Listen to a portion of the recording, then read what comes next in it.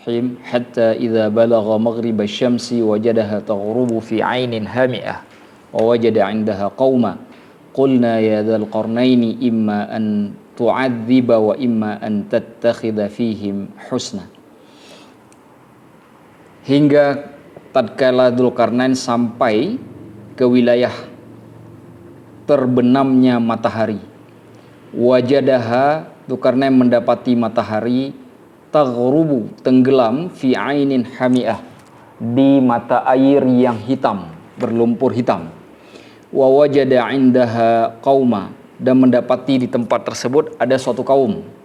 Qulna, kami Allah kemudian berfirman, ya Dzul Qarnain, wahai Dzul Qarnain, imma an tu'adziba, bisa jadi kamu mengazab, wa imma, dan bisa jadi an tattakhidha fihim husna, kamu mengambil kebaikan pada mereka.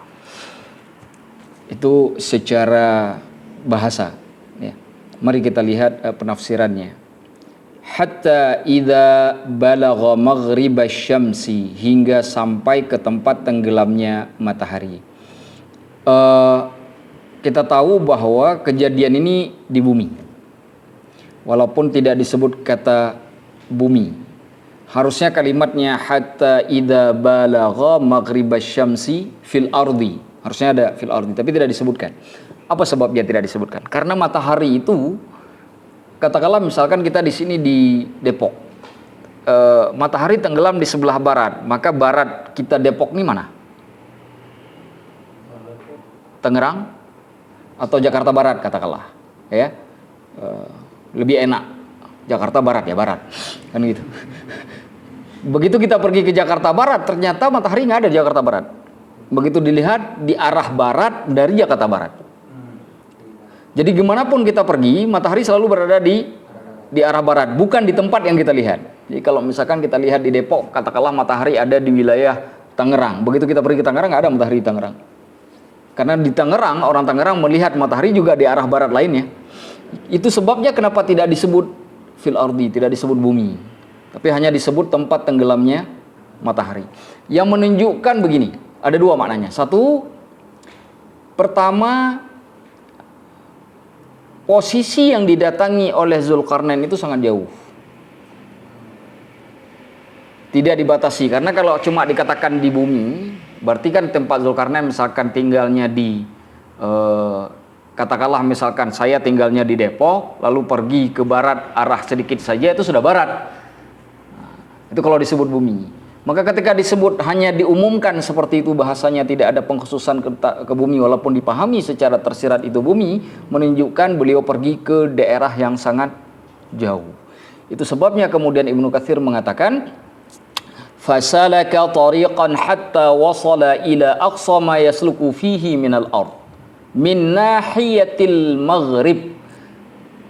Dzulkarnain menempuh perjalanan itu ke tempat yang sangat jauh yang bisa ditempuh untuk dilakukan perjalanan dari bumi ini, yaitu di bagian sebelah barat dari bumi. Nah, itu.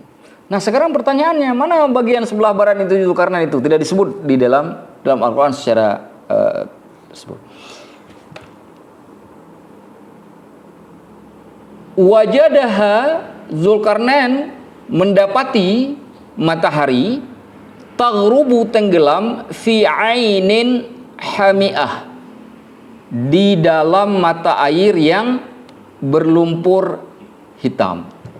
Nah, kalau misalkan ketika disebut tenggelam, maka sebenarnya kalimat tenggelam itu tidak menunjukkan matahari tenggelam, karena matahari itu nggak pernah tenggelam. Matahari itu selalu menyala, dia selalu bersinar, hanya saja tertutupi dari sebagian bumi, kemudian masih terang di bagian bumi yang lain. Itu hakikat matahari. Maka ketika disebut matahari tenggelam, itu bukan berarti matahari tidak lagi bersinar. Makanya kalimatnya disebut taghrub, bukan la tunawir, bukan tidak bersinar, tapi tidak tenggelam. Tenggelam itu artinya sinarnya di tempat itu menjadi hilang. Jadi ketika Dzulkarnain sampai di wilayah itu, sinar matahari kemudian menghilang. Di mana menghilangnya? Fi ainin hami'ah, di mata air yang berlumpur hitam. Kata ainun secara bahasa itu artinya mata, tetapi juga disebutkan untuk mata air. Mata air. Para ulama tafsir menafsirkan kata ainun itu dengan samudra yang luas. Kenapa di samudra yang luas? Karena matahari ketika tenggelam, itu kalau kita lihat di laut, itu seakan-akan dia masuk ke dalam laut. Masuk ke dalam laut. Tenggelam, makanya bahasanya tenggelam, taghrub. Tapi yang menariknya, bahasa tenggelam di dalam bahasa Indonesia itu berbeda dengan tenggelamnya matahari di dalam versi bahasa Arab. Karena tenggelam dalam bahasa Indonesia itu ketika diterjemahkan ke dalam bahasa Arab itu ada dua bahasanya. Ada taghrubu, ada taghriqu. Taghriqu itu orang yang menyelam di lautan, yang berenang di lautan lalu tenggelam. Nah itu taghriqu tuh. Tapi taghrubu itu bukan tenggelam seperti orang berenang di lautan. Tenggelamnya. Jadi ada dua, berbeda dengan bahasa Indonesia. Kalau bahasa Indonesia ketika mengatakan orang tenggelam di lautan dengan matahari tenggelam itu dengan menggunakan bahasa yang sama. Bahasa Arab tidak menggunakan bahasa yang sama. Taghrubu dengan taghriqu itu berbeda. Taghrubu itu menunjuknya hilang di sebelah barat. Yang menunjukkan posisi daripada matahari. Sedangkan taghriqu menunjukkan orang yang masuk ke dalam sehingga tertutupi di tempat dia berenang. Berbeda kan maknanya? Berbeda sekali, dan itu tidak ditemukan di dalam bahasa Indonesia, hanya ada dalam konteks bahasa Arab. Itu maksudnya taghrubu. Makanya kalau kita lihat ketika matahari masuk seperti tenggelam ke dalam laut, tapi sebenarnya matahari itu masih ada. Dia tidak benar-benar tenggelam, tapi orang yang tenggelam dalam lautan itu memang orang hilang. Ya, tapi matahari ketika tenggelam lautan dia tidak bisa disebut dengan taghriq karena dia tidak hilang, dan dia tidak hilang sinarnya. Bukan hanya mataharinya saja yang tidak hilang, sinarnya juga tidak hilang, dia masih ada. Yang menunjukkan tenggelamnya ada di wilayah sebelah barat. Itu satu poinnya. Poin yang kedua, penyebutan kata hamiah. Hamiah ini itu artinya tanah yang hitam. Kalau kita lihat lautan, coba teman-teman nanti pergi ke lautan di sore hari, nanti lihat matahari tenggelam tuh, masuk. Di tempat matahari tenggelam itu lautnya walaupun tadinya biru itu nggak biru lagi, kelihatan seperti hitam. Mau perhatikan aja. Di tempat matahari tenggelam itu kelihatan warna hitam, tidak lagi kelihatan warna birunya. Kenapa? Karena sesuatu yang sudah sangat jarak dengan pandangan mata kita, dia akan berubah warnanya ke warna hitam. Kalau sudah sangat jarak dan sudah sangat-sangat jauh sekali, dia biasanya berubah jadi warna hitam yang menghilangkan warna aslinya karena jarak sekali sudah. Jaraknya karena pantulan sinarnya atau sinar aslinya itu tertutupi sehingga kemudian menjadi gelap. Nah, para ulama tafsir itu membaca kata hamiah ini dengan dua model. Ada dua model cara membacanya. Ada yang membaca kata hamiah itu dengan bahasa yang sebagaimana tertulis, yaitu hamiah langsung. Ini bacaannya Ibnu Abbas. Ini juga bacaannya qiraah Asim dari qiraah Hafs dari Asim, yang seperti bacaan kita itu kan di situ dalam Al-Qur'an apa itu? Hamiah kan? Hamiah. Tapi qiraahnya Ali bin Abi Thalib dan Abdullah bin Mas'ud itu bukan hamiah, tapi hamiyah, seperti kita baca di surah Al-Qari'ah ya. Narun hamiyah. Nah, itu bacanya hamiyah, bukan hamiah. Nah, apa bedanya? Yang membaca hamiah itu menunjukkan bahwa mata air itu memiliki warna hitam pekat. Di tempat tenggelamnya matahari itu, airnya warnanya hitam pekat. Nanti perhatikan aja di laut. Itu satu. Yang kedua, yang membaca hamiyah, hamiyah itu sebenarnya artinya mendidih. Panas, mendidih. Nah, sesuatu yang sudah sangat panas, sangat mendidih, itu warnanya hitam, bukan lagi warna merah. Makanya api hitam itu lebih sesuatu yang sudah sangat hitam dibakar oleh api itu lebih panas daripada yang masih merah. Makanya neraka itu warnanya hitam, bukan warnanya merah. Kenapa? Sesuatu yang sudah dibakar sangat luar biasa, dari merah dia berubah jadi biru. Biru, dari biru kemudian berubah jadi hitam. Makanya api biru itu lebih panas daripada api merah. Lihat tuh gas, kompor gas. Kalau disetel sedikit dia masih ada merah tuh. Kalau disetel kuat itu keluarnya biru. Tapi saya belum pernah lihat ada kompor gas yang warna hitam, karena itu sangat panas sekali. Dan sifat itu disebutkan untuk surga, untuk neraka oleh Allah. Jadi setelah dipanaskan sekian lama hingga merah, lalu dipanaskan sekian lama lagi jadi biru, dipanaskan lagi sekian lama sampai jadi hitam. Jadi panasnya itu sampai puncak. Nah, jadi ketika yang membaca hamiyah menunjukkan bahwa sesuatu yang sudah sangat panas juga memiliki warna hitam. Makanya kata Ibnu Jarir At-Tabari, kata beliau, yang mana saja dibaca, ini kata Ibnu Jarir At-Tabari, wasawab annahuma qira'atani masyhuratan. Yang paling benar adalah ini dua qiraah yang benar. Wa ayyuhuma qara'al qari fahuwa musib. Yang mana saja dibaca oleh seorang pembaca Al-Qur'an itu benar. Ini kata Ibnu Jarir At-Tabari. Jadi boleh dibaca hamiyah, boleh dibaca hamiyah. Tetapi hamiyah ini jangan dipakai. Kenapa? Karena kita harus belajar dulu ilmu qiraat kan? Nah, supaya untuk menambah pengetahuan kita. Kalau dipakai-pakai begitu saja nanti menghilangkan dasar keilmuannya. Nah, ini kan kita menjelaskannya dari sisi penafsiran saja. Baik. Nah, itu satu hal yang harus dipahami. Wa wajada indaha qauma, lalu beliau mendapati di tempat itu ada suatu kaum. Nah, ketika sampai di tempat itu, dan ini tempat pertama yang didatangi oleh Zulkarnain, di sebelah tenggelamnya matahari.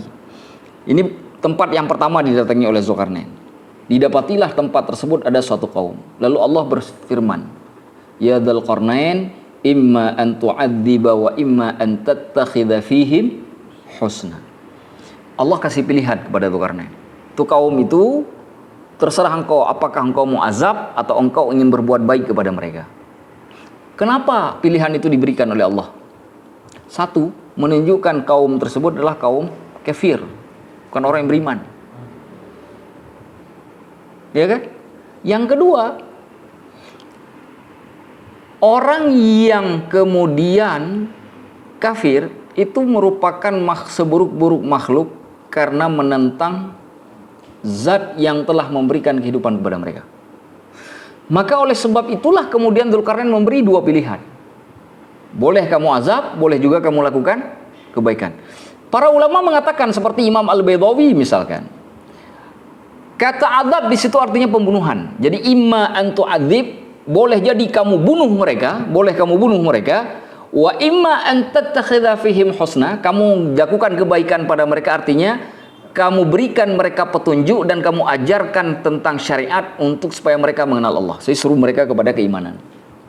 Jadi terserah dua hal tersebut, yang mana saja boleh dilakukan oleh Dzulkarnain. Pertanyaannya sederhana, kenapa Allah memberikan pilihan kepada Dzulkarnain? Kan nggak boleh kita bunuh orang sembarangan. Kenapa Allah memberikan pilihan itu kepada Dzulkarnain? Di awal pembahasan surah Al-Kahfi saya cerita begini. Belajar kisah di Al-Quran itu nggak semata-mata mengerti kisah, tapi mengambil pelajaran dari kisah. Allah ketika memberikan pilihan kepada makhluknya, karena Allah tahu bahwa makhluk tersebut ketika diberikan pilihan yang sulit, dia tahu memilih yang benar. Dan itu dilakukan Dzulkarnain. Dzulkarnain tidak membunuh mereka, malah mereka diserukan oleh Dzulkarnain untuk beriman kepada Allah. Nah, ini bukti bahwa Dzulkarnain itu bukan Alexander the Great. Alexander the Great tidak pernah menyuruhkan orang kepada keimanan kepada Allah. Alexander Yunani itu Macedonia. Sedangkan Dzulkarnain dengan jelas menyuruhkan orang kepada iman kepada Allah. Makanya kemudian timbul perbedaan pendapat di kalangan para ulama untuk kemudian mengatakan, ada sebagian mengatakan bahwa Dzulkarnain itu adalah nabi. Ada sebagian mengatakan itu hamba Allah yang soleh. Bagi yang berpendapat, sebagaimana kata Imam Al-Qurtubi, bagi yang berpendapat bahwa Dzulkarnain itu nabi, maka kalimat qulna ya Dzulkarnain, kami katakan wahai Dzulkarnain, itu artinya wahyu. Kalau itu orang soleh, maka kata qulna ya Dzulkarnain itu artinya ilham. Karena bagi orang yang soleh dari kalangan kaum muslimin itu ada ilham namanya. Sedangkan para nabi dan rasul itu adanya wahyu, dan wahyu lebih tinggi daripada ilham. Baik. Nah,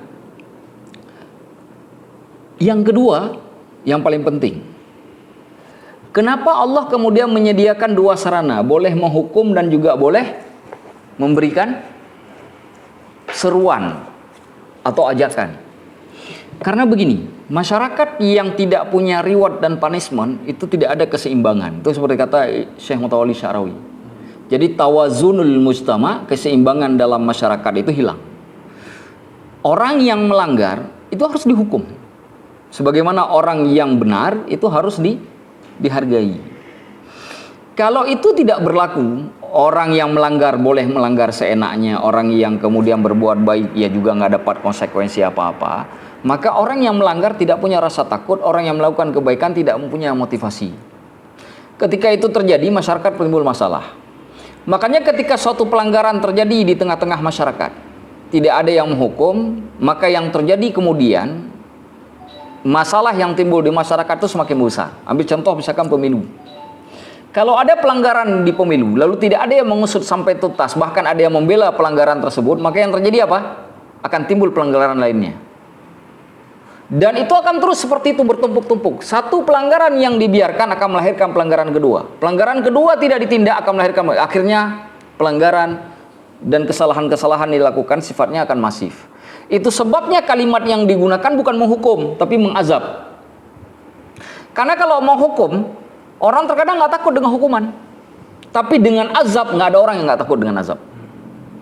Kenapa kalimat azab yang dipilih oleh Allah, bukan kalimat hukuman?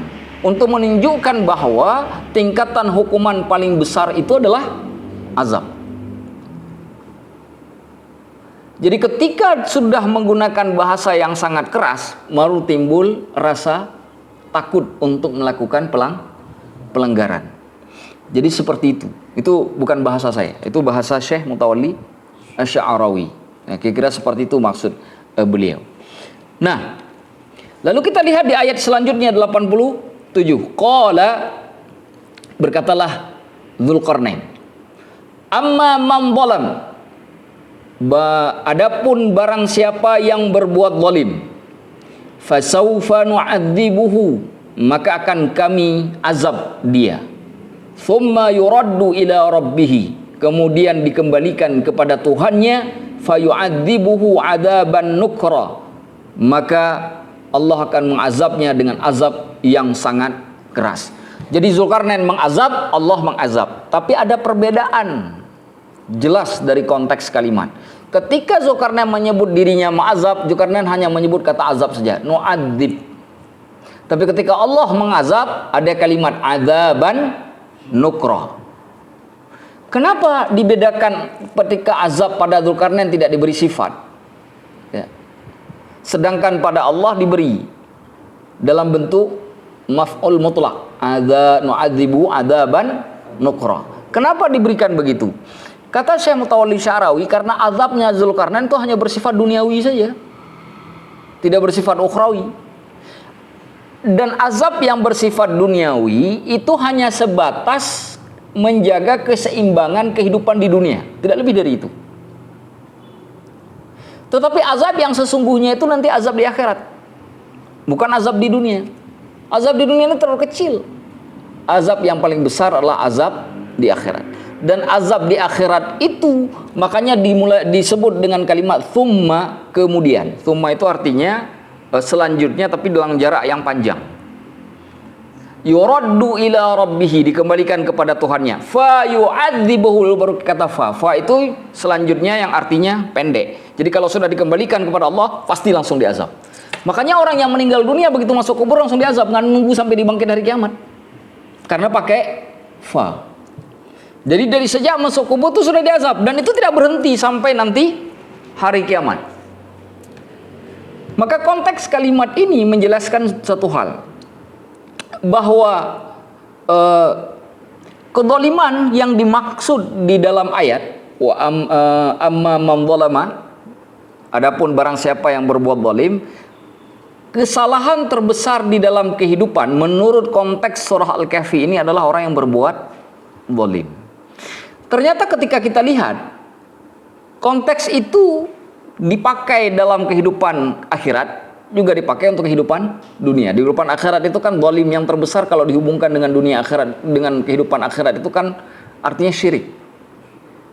Sebagaimana tafsir Rasulullah terkait dengan zalim ketika salah seorang sahabat bertanya dengan mengutip surah Luqman kan, inna syirka la dzulmun adzim. Sesungguhnya syirik itu merupakan kezaliman yang sangat besar. Jadi syirik disebut zalim. Jadi wa amma man dzalama, adapun orang yang kemudian berbuat zalim, artinya zalim di sini apa?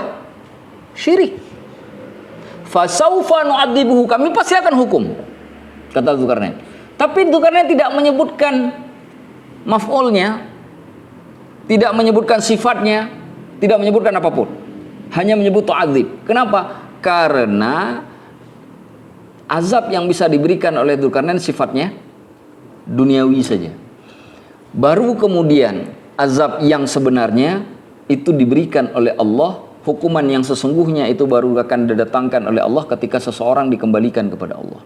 Dan itu yang lebih menakutkan. Makanya kalimatnya tsumma yuraddu ila rabbih fayu'adzibuhu adzaban nukra. Dan ini perkataan Dzulkarnain kepada kaum tersebut.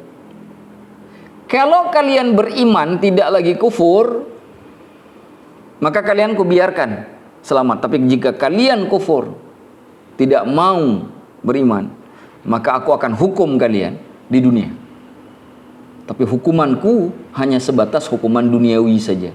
Karena hukuman sesungguhnya nanti akan kalian dapatkan ketika di akhirat. Tapi kalau kalian beriman, kalian bebas dari hukuman dunia, sebagaimana kalian juga bakal bebas dari hukuman akhirat. Nah, kira-kira begitu. Jadi ayat ini kemudian memberikan pengetahuan kita kepada ayat sebelumnya, kenapa Allah memberi pilihan kepada Dzulkarnain. Karena orang yang baik, dia tahu mana yang harus dipilih dari dua pilihan. Nah, contoh, malam ini kita harus pergi ngaji, tapi malam ini juga ada orang yang nawarin duit 1 juta. Nah, itu kan dua pilihan. Kira-kira mana yang kita pilih? Mana kita pilih? Kan sulit kan? Sulit kan pilihnya? Sulit kan?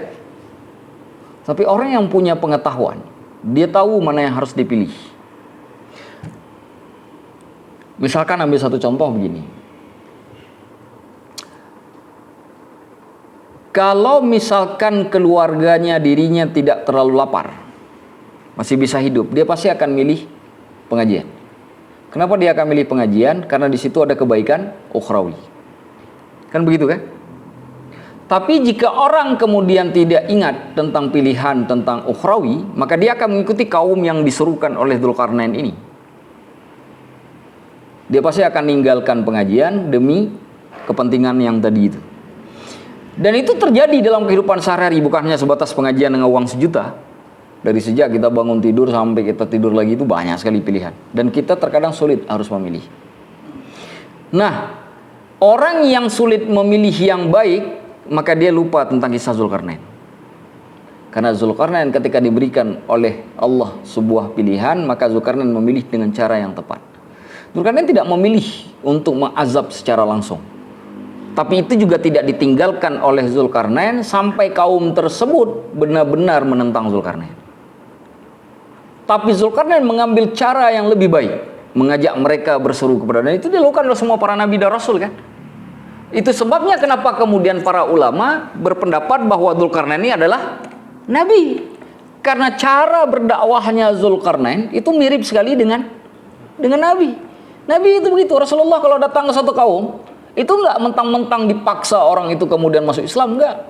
Makanya dikasih pilihan, masuk Islam atau enggak. Kalau enggak masuk Islam, bayar jizyah. Ya kan? Bayar jizyah, bayar upeti. Kau boleh beribadah dengan acaramu, dengan agamamu, tapi harus bayar jizyah, upeti. Dan kami berikan jaminan keselamatan. Tapi kalau nggak mau bayar jizyah dan juga nggak mau kemudian masuk Islam, ya kami perangi. Kenapa? Karena kamu hidup di wilayah kami. Ya kalau nggak mau, silakan pergi. Lalu gitu. Kalau tetap ingin kami lindungi, maka kamu harus bayar jizyah. Jizyah itu bukan bayaran keselamatan seperti kita bayar security ya. Bukan begitu. Tapi jizyah itu digunakan untuk kemudian kalau security kan kita bayar untuk kepentingan pribadinya. Tapi kalau jizyah digunakan untuk kepentingan kemaslahatan umum. membeli perangkat penjagaan, membeli kalau istilah kita sekarang sistem keamanan, nah, seperti itu digunakan dari uang jizyah. Nah, lalu kemudian di surah 88 Allah berfirman, wa amma man amana, adapun orang yang beriman. Tadi yang zalim, yang tidak beriman, yang kafir sudah jelas. Maka kita ketahui bahwa kalimat wa amma man amana, dan adapun barang siapa yang beriman, berarti beriman lawannya kafir. Berarti zalim yang dimaksud di ayat sebelumnya adalah kekafiran.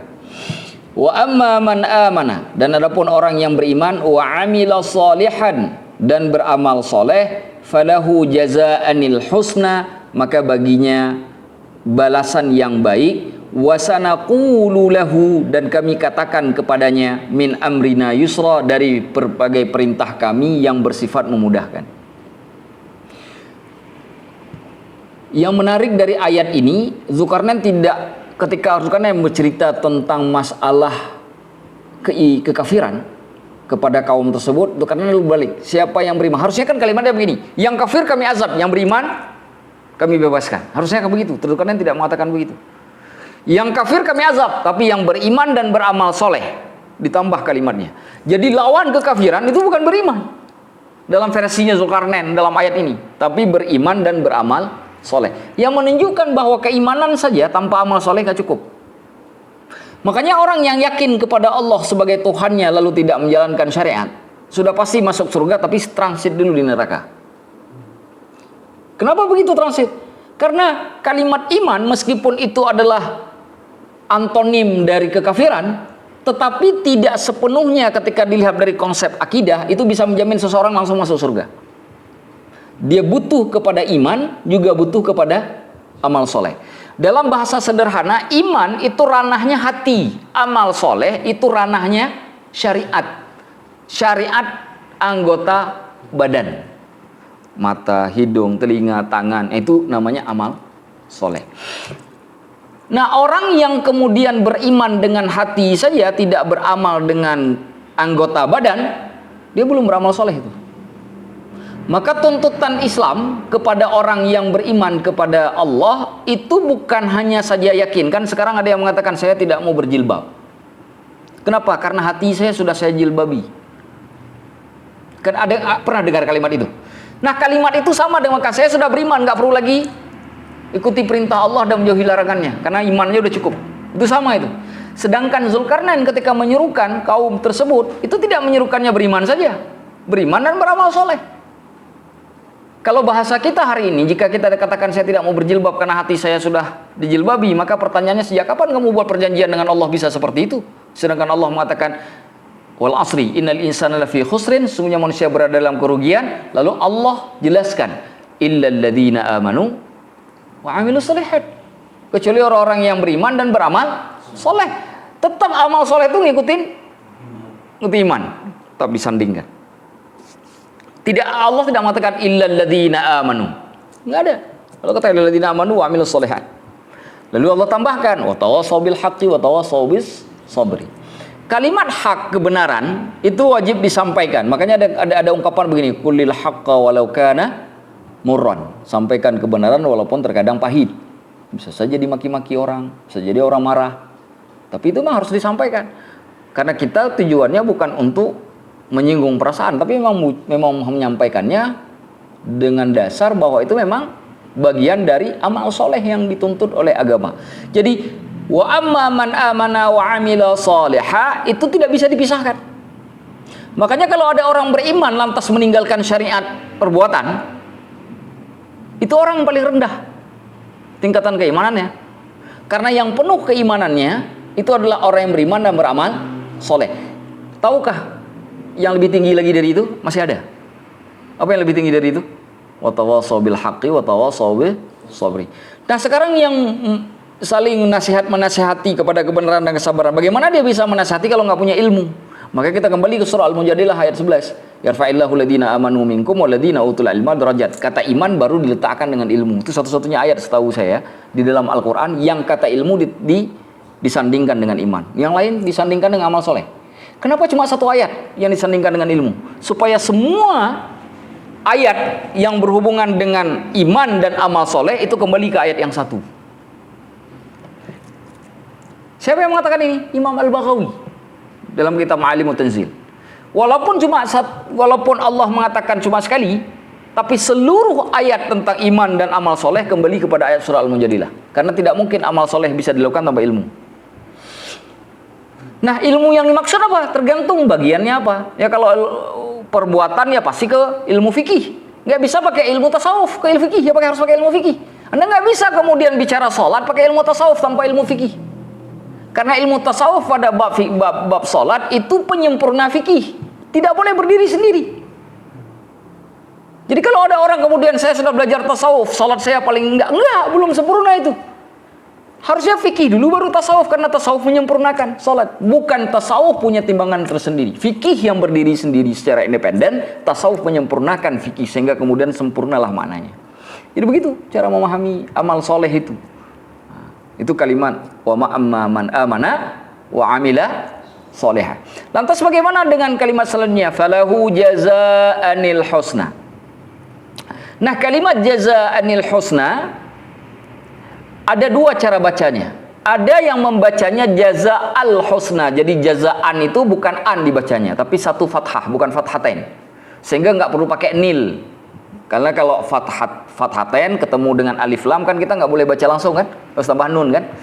Seperti qul huwallahu ahadunillahus somad. Nggak boleh langsung ahadullahus somad, nggak boleh. Kenapa? Karena ahadu tadi kan kalimatnya ahadun. Nah, ini saya ajarkan sedikit. Dan itu ada penjelasannya secara ilmu apa namanya? Secara ilmu bahasa ya. Secara bahasa Arab. Ini contoh misalkan apa tadi? Qul huwallahu ahad. Qul huwallahu ahadun. Kan ini ahadun ya? Allahus somad.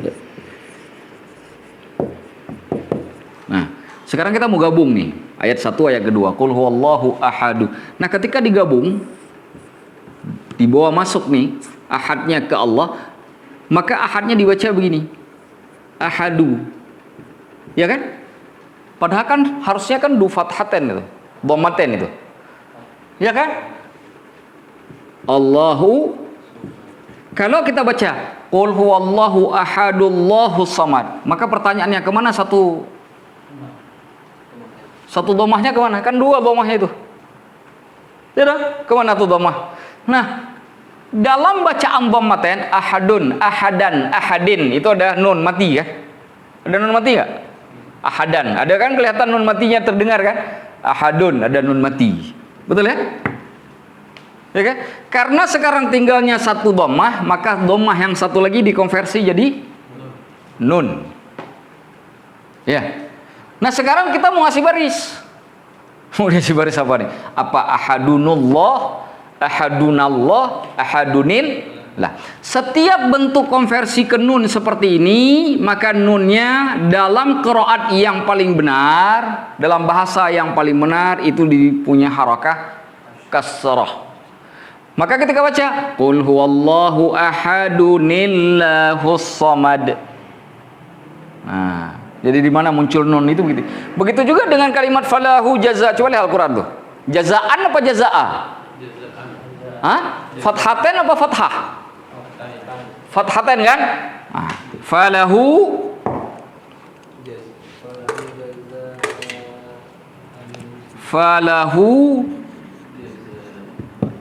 begini kan? Al-husna, kan begitu kan?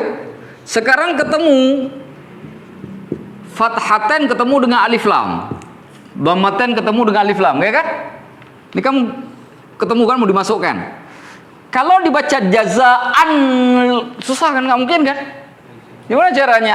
Nggak mungkin kan? Kalau dibaca jazaal husna berarti tinggal satu dom fathah satu lagi gimana? Dikonversi jadi nun. Maka diberi harakah kasrah. Dibaca falahu jazaanil husna.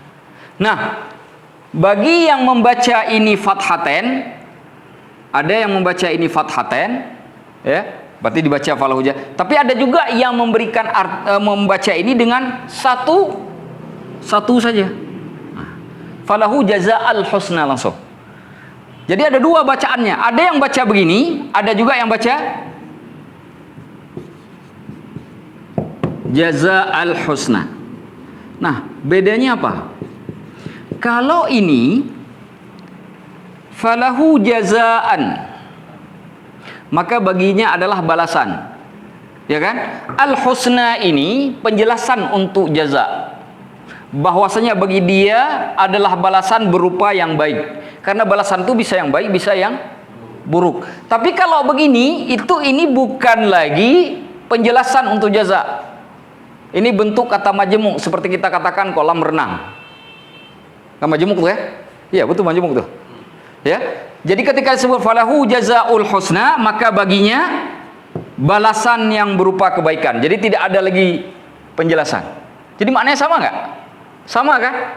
Maknanya sama, hanya penjelasan yang berbeda.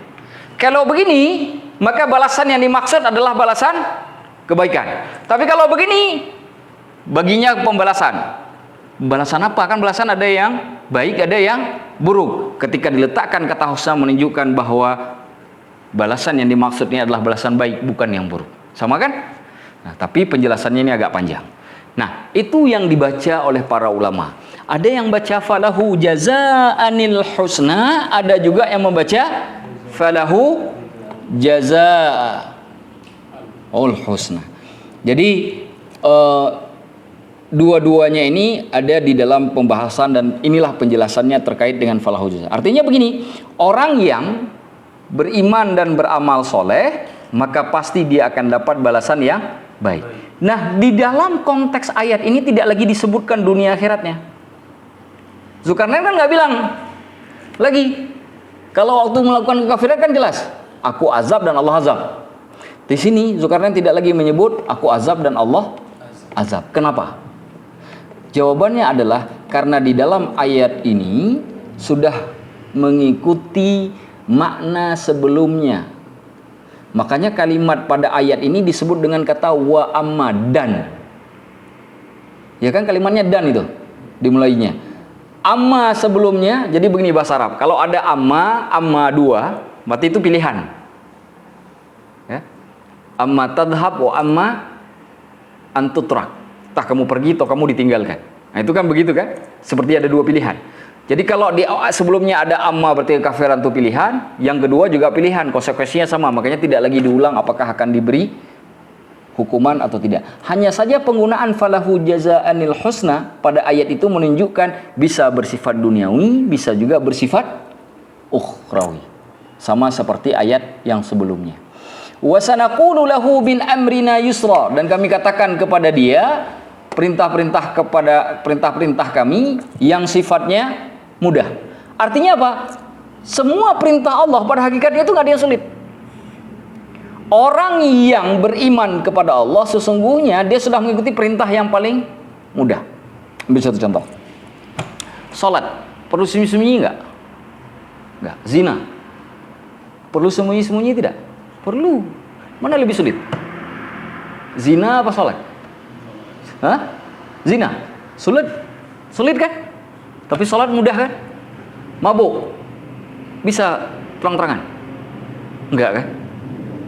Minimal hatta di wilayah di Amerika Serikat sendiri yang boleh minum minuman keras bebas, tapi ketika Anda mabuk lalu nyetir mobil ugal-ugalan, tetap aja ada orang benci. Betul tidak? Ditangkap oleh polisi. Jadi kalau istilahnya di Amerika itu sana, Anda nggak apa-apa mabuk selama mabuk Anda tidak merugikan orang lain. Tapi begitu merugikan orang lain, kami tangkap. Karena mabuk Anda sendiri untuk Anda sendiri itu wilayah privat. Tapi kalau udah mengganggu orang lain itu wilayah publik, kami tangkap. Jadi di dalam konsekuensi hukum barat, hukum selama berada di wilayah privat itu bebas, lakukan apa aja. Tapi kalau sudah masuk ranah publik, baru kemudian ada reward dan punishmentnya. Beda dengan Islam. Islam itu diatur baik dalam wacana kesendirian ataupun kelompok. Entah ketika kita berada sendiri atau ketika kita berada di tengah masyarakat, itu semuanya diatur. Pertanyaannya, mana yang lebih lengkap? Yang ngatur sosial lalu melupakan pribadi atau yang mengatur pribadi dan sosial. Mana yang lebih lengkap? Tapi banyak sekali orang lebih cenderung kepada yang tidak sempurna, yang tidak lengkap.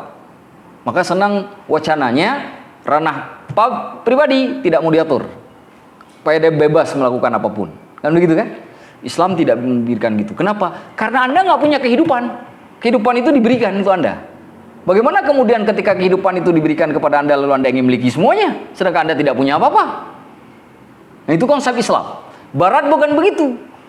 Barat memandang bahwa kehidupan itu adalah milik dia, sehingga dia bebas melakukan apapun. Lihat perbedaannya dengan sangat jelas. Nah, ini cara pandang filosofis yang berbeda antara Islam dengan Barat. Makanya kemudian dalam konteks perintah Allah dan syariat yang diajarkan oleh para nabi dan juga hamba-hamba Allah kepada kaum muslimin dari dulu sampai sekarang, sebenarnya syariat itu tidak pernah ada yang sulit. Kalau kamu taat, kamu akan diberikan beban yang paling ringan.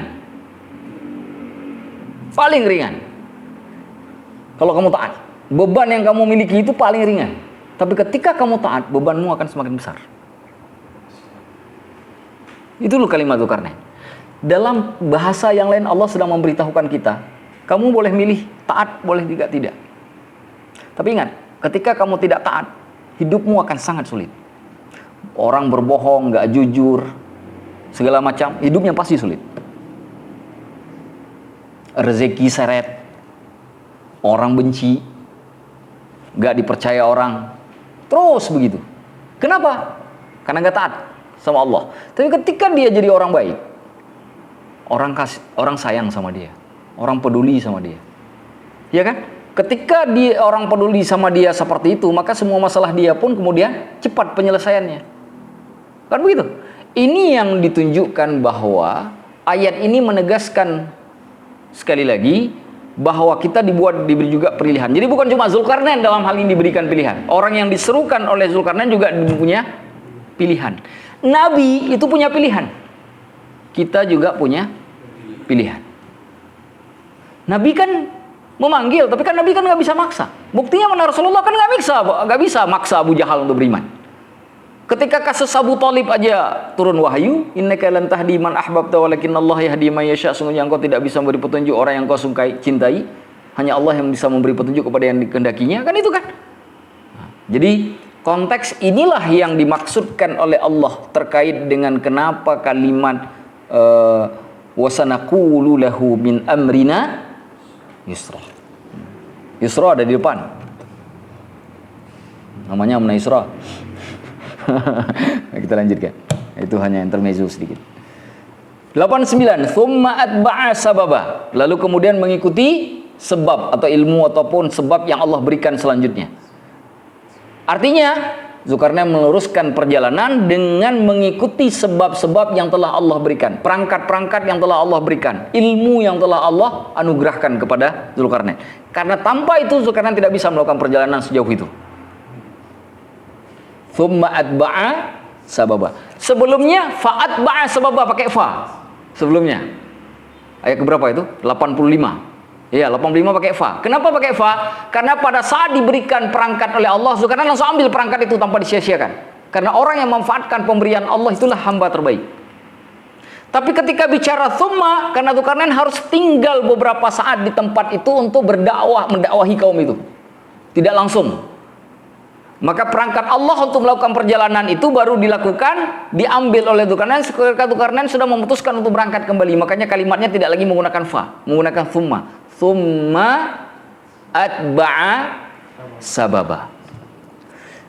Nah, hatta idza balagha matli'a syamsi, hingga apabila Dzulkarnain sampai kepada tempat terbitnya matahari.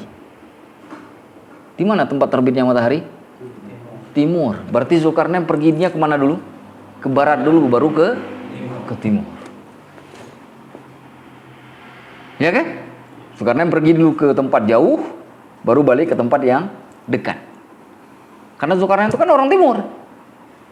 Udah kita jelaskan siapa Dzulkarnain kemarin kan? Orang Arab, ada yang mengatakan orang Arab kan? Ibnu Hajar sampai merajihkan pendapat bahwa namanya As-Sa'ab. Walaupun Al-Quran kemudian tidak membicarakan tentang nama Zulkarnain karena ingin fokus kepada inti dari cerita Zulkarnain. Ketika Zulkarnain sampai ke tempat terbitnya matahari, nah pertanyaannya sekarang, kapan ini terjadi? Pagi hari kan? Karena terbitnya matahari itu terjadi di pagi. Jadi Zulkarnain berada di kaum yang sebelumnya itu di sore hari, malam hari, batu di pagi harinya Zulkarnain sudah berada di tempat terbitnya matahari. Apakah terbitnya itu esok hari, ataukah 2 hari kemudian, atau 3 hari kemudian, atau 4 hari kemudian? Tidak diceritakan di dalam Al-Quran. Yang pasti ketika tempat terbit matahari, Zulkarnain kemudian wajadaha, mendapati kemudian matahari, tatlu'u ala qaumin, terbit atas suatu kaum. Berarti Zulkarnain sampai di tempat itu ada juga suatu kaum. Lalu Zulkarnain melihat, kalau di tempat kaum sebelumnya beliau menemukan matahari tenggelam di dalam lautan. Sekarang beliau melihat matahari. Kenapa perhatiannya ke matahari? Hah? Kenapa orang dulu itu cara ngukur perjalanan itu pakai matahari. Makanya malam hari itu mereka berteduh. Kenapa berteduh? Karena nggak bisa nanda. Kapan mereka kemudian melakukan perjalanan? Esok hari, karena bisa melihat matahari. Di mana matahari terlihat itu arah barat. Jadi mereka mengatur, ini kita mau pergi ke arah timur, pastikan mataharinya ada di belakang. Mereka mau pergi ke arah utara, pastikan mataharinya ada di sebelah kiri. Mereka mau ke selatan, pastikan mataharinya ada di sebelah kanan. Begitu dan seterusnya. Jadi orang dulu melakukan perjalanan itu pakai matahari. Itu karena dulu itu nggak ada. Kalau sekarang kan kita pergi misalkan di jalan, ada petunjuk kan, Pondok Indah, Fatmawati lurus, Pondok Indah kiri. Dulu mana ada? Dulu nggak ada seperti itu. Contoh misalkan kita pergi ke gunung, kita nggak tahu jalan, kita sesat di satu gunung misalkan. Hal yang paling mudah kemudian kita nandakan perjalanan kita itu mau ke barat atau ke segala macam, itu lihat matahari. Itu makanya kenapa matahari penting. Jadi matahari bukan hanya menetapkan waktu, tapi bisa jadi sebagai rujukan menandakan posisi arah yang kita tuju. Makanya kenapa Al-Quran bicara tentang arah yang ditunjuk oleh Zulkarnain dengan menggunakan matahari, bukan yang lainnya. Lalu didapati oleh Zulkarnain di tempat itu, tatlu'u ala qaumin, terbit atas suatu kaum, lam naj'al lahum, tidak kami jadikan bagi mereka min duniha sitra, penghalang dari matahari tersebut. Artinya begitu matahari muncul, itu langsung ke atas mereka. Mereka nggak punya penghalang. Para ulama berbeda pendapat. Ada yang mengatakan begini, yang dimaksud oleh ayat ini, di tempat tersebut itu nggak ada pohon kayu. Jadi seperti tandus begitu. Tandus. Jadi begitu mereka tidak tertutupi oleh penghalang seperti rumah, mereka langsung berhadapan dengan sinar matahari. Tidak, kalau kita kan ada gunung, ada pokok kayu, kita bisa berteduh, menyembunyikan diri dari matahari. Kalau mereka nggak bisa langsung, karena tidak Allah berikan penghalang. Artinya tidak ada pohon kayu, tidak ada gunung, tidak ada apapun yang menghalangi mereka. Langsung tuh, seperti padang yang luas. Sehingga ada para ulama tafsir seperti Hasan Basri mengatakan begini, mereka itu kalau misalkan sudah terbit matahari, sudah panas sekali, itu masuk ke dalam air.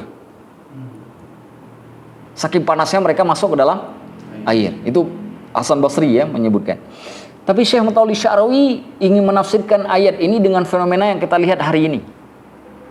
Kata beliau, ada satu bangsa, ada satu kaum, itu disebut dengan kalimat begini, Dhahun.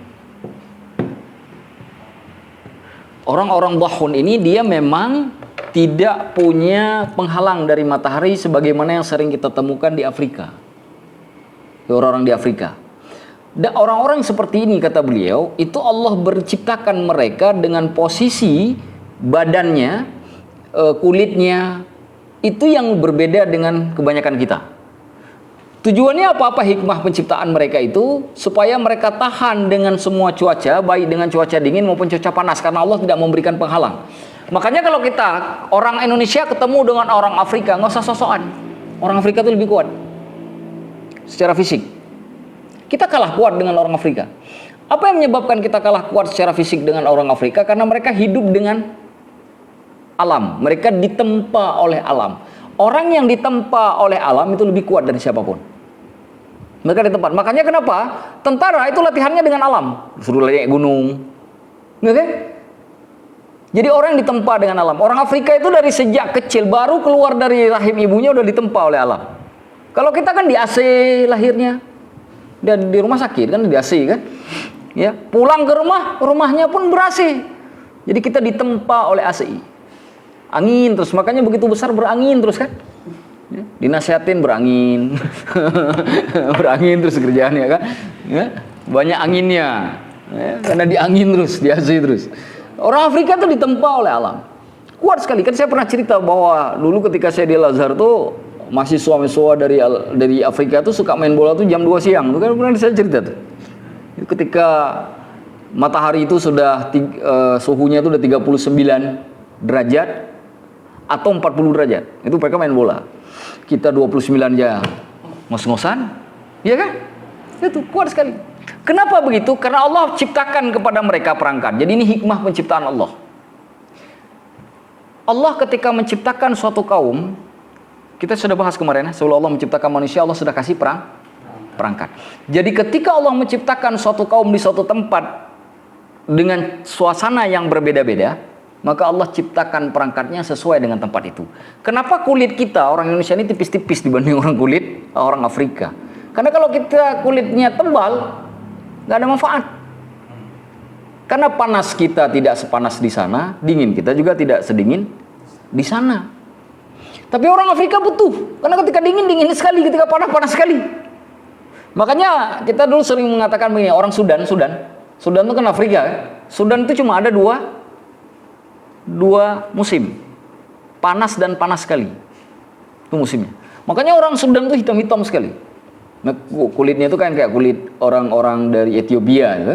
Di Mesir itu wilayah selatannya, itu wilayah Aswan, itu orangnya kulitnya hitam-hitam. Tapi ke wilayah utaranya itu kulitnya putih-putih. Nah, yang wilayah Aswan yang di selatan ini itu berdekatan dengan Sudan. Di udara panas. Saya pergi ke wilayah Aswan dulu ketika di Mesir, itu panas, beda dengan di Kairo. Panas sekali. Dan curah hujannya itu lebih sedikit dibanding di Kairo. Di Kairo minimal lah setahun tuh masih ada lah 3-4 kali lah hujan. Aswan tuh bisa sekali atau mungkin nggak pernah, wallahu a'lam. Tapi memang panas sekali udaranya. Dan orang di Aswan tetap bisa hidup dengan udara seperti itu, dengan suasana seperti itu.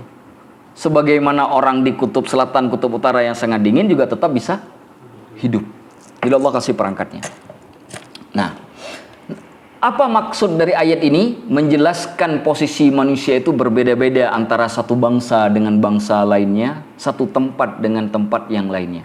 Allah ini memberitahukan kepada kita semuanya adalah kreasinya Allah Subhanahu wa ta'ala.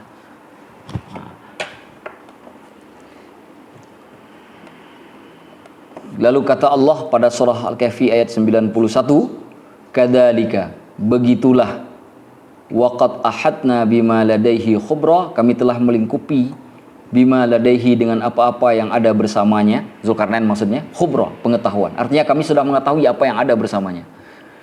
Apa maksud ayat ini? Apa yang dilakukan Zulkarnain di tempat yang pertama tadi juga dilakukan di situ. Makanya kalimatnya kadzalika, begitu juga. Sebagaimana Zulkarnain menyerukan kaum di tempat pertama, Zulkarnain juga menyerukan kaum di tempat kedua. Artinya apa? Dakwah Islam itu tidak dibeda-bedakan oleh bangsa dan suku, semuanya sama. Afrika wajib didakwahi, Amerika wajib didakwahi, tidak dibedakan, karena semuanya adalah hamba Allah. Dan apa yang dilakukan di tempat yang pertama bukan yang dilakukan tempat yang kedua. Kalau kalian beriman akan diberikan balasan yang baik. Tapi kalau kalian kufur, aku azab dan Allah nanti juga akan mengazab kalian. Hal yang sama juga dilakukan di tempat yang kedua. Artinya pola dakwah yang dilakukan oleh Zulkarnain meskipun berbeda tempat, berbeda kondisi manusia, itu sama. Makanya kita menyerukan orang kepada Allah itu tidak terlepas dari dua hal. Makanya Rasulullah dulu kemanapun, suku apapun, kabilah apapun, begitu juga diikuti oleh para sahabat sesudahnya, berhubungan dengan bangsa apapun, selalu saja ketika mereka menundukkan suatu daerah dengan suatu sebab tertentu, lalu kemudian mereka mengajak penduduk tersebut beriman, apapun bangsanya, apapun kabilahnya, apapun agama yang mereka anut sebelumnya, didakwahi. Kalau nggak mau ikut, bayar jizyah. Semua polanya. Artinya apa? Karena ada hukum yang tidak boleh dibeda-bedakan antara satu kaum dengan kaum yang lainnya.